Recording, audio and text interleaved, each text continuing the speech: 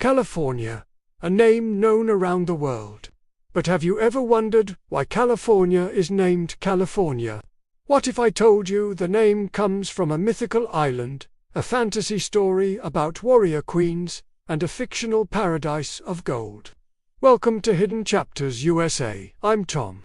And today, ULL discovered the unbelievable origin behind the name California, a story older than the United States itself. Before we dive into the fantasy novel that started it all, let's travel back in time, long before any European ships landed on these shores. For thousands of years, this land was home to hundreds of vibrant Native American tribes, like the Chumash, the Poma, and the Miwok. Each had their own name for the rivers, the mountains, and the valleys they called home. The land itself was a tapestry of incredible diversity, from scorching deserts to snowy peaks, from giant redwood forests to sun-kissed coastlines. It was sacred, it was ancient, but it wasn't called California. That name simply didn't exist yet. The idea of one single name for this vast region was waiting to be invented. And its origin is more surprising than you could ever imagine. The story begins, not on a map, but in a book. A work of fiction. In the year 1510, a Spanish writer named Garci Rodriguez de Montalvo published a popular romance novel called Las Sergas de Esplandian, or The Adventures of Esplandian. This book was the Game of Thrones of its day, full of knights, monsters, and epic battles. And hidden within its pages was a description of a mythical paradise, an island said to be located on the right hand of the Indies, very close to the side of the terrestrial paradise. This island, the author wrote, was inhabited only by powerful black warrior women. It was a land overflowing with gold, the only metal that existed there. The ruler of this fantastical island was a formidable and beautiful queen named Calafia, and the name of her island kingdom, California. This is the very first time the name California ever appeared in writing. It wasn't a real place. It was a fantasy, born from the imagination of a novelist. But here's where the story takes an incredible turn. In the early 1500s, Spanish conquistadors, men like Hernan Cortes, were obsessed with two things: gold and glory.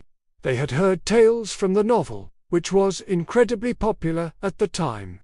As they explored the uncharted waters west of Mexico, they encountered a long, sun-scorched peninsula. To them, it looked like an island. Believing they were near the Indies, just as the novel described, they made a monumental assumption. This must be it. This must be the fabled island of California from the story. They were convinced they had found Queen Calafia's land of gold.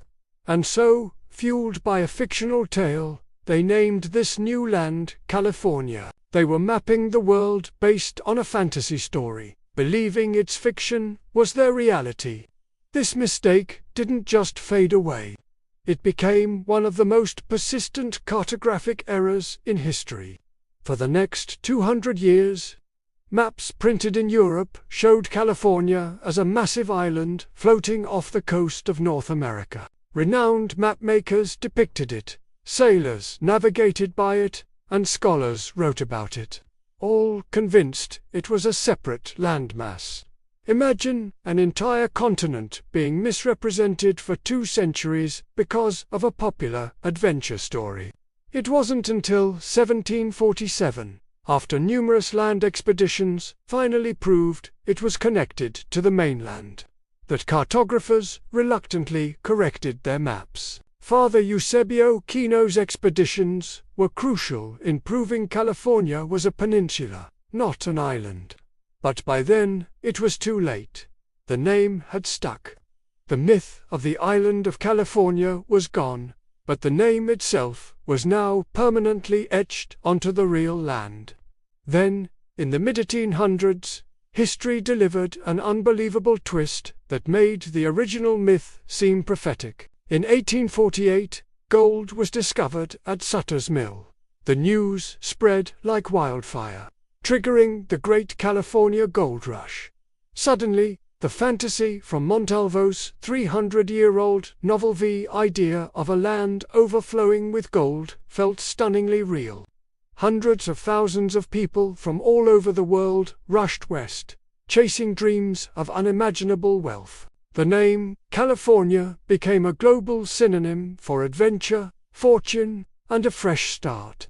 It was during this era that California earned its famous nickname, the Golden State, cementing the connection between the land and the mythical treasure it was once believed to hold.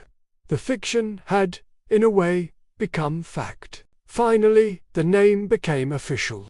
In 1850, as the gold rush was still reshaping the nation, California was admitted to the Union as the 31st U.S. state.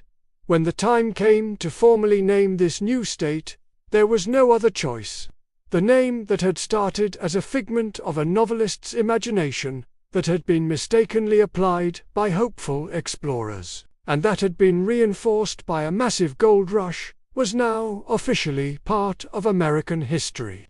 The legacy of Queen Calafia and her mythical island paradise was forever woven into the identity of the American West.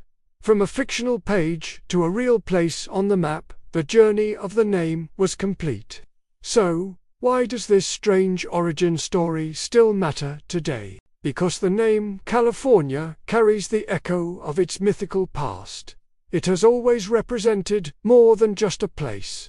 It represents an idea, the dream of a better life, the allure of opportunity, the promise of freedom and reinvention. Just like the mythical island of gold, the real California has become a global symbol of hope, diversity, and endless possibility. It's a place where people come to chase their dreams, whether in Hollywood, Silicon Valley, or anywhere in between. The name itself is a reminder that sometimes the most powerful stories are the ones we choose to believe in, the ones that inspire us to explore, to create, and to build a reality out of a fantasy. And that is why California is named California Fantasy Story That Became a Real Place. If you enjoyed this documentary, subscribe to Hidden Chapters USA for more untold American history. Thanks for watching.